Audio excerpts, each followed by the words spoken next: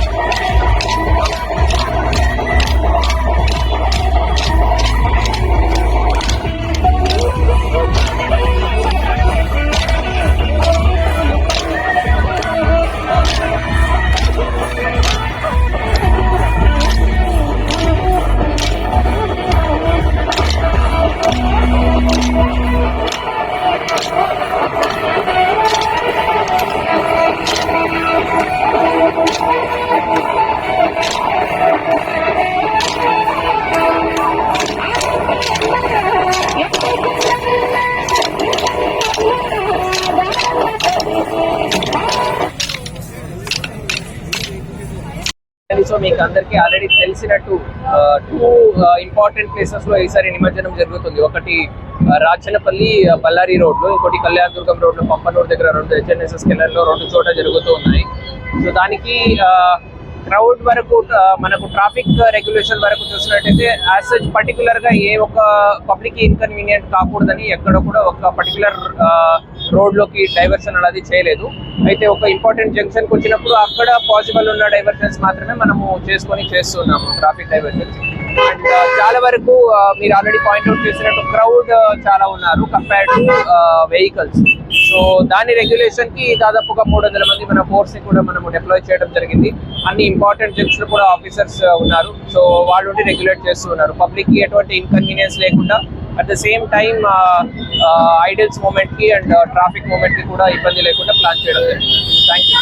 సంవత్సరానికి టోటల్ 4100 ఉన్నాయి. ఆల్రెడీ మనకు థర్డ్ డే దాదాపుగా 2100 వరకు అయిపోయింది ఇమర్షన్. ఈ రోజు 1000 ఐడల్స్ జిల్లా వారీగా మొత్తానికి ఇమర్షన్ ఉంది.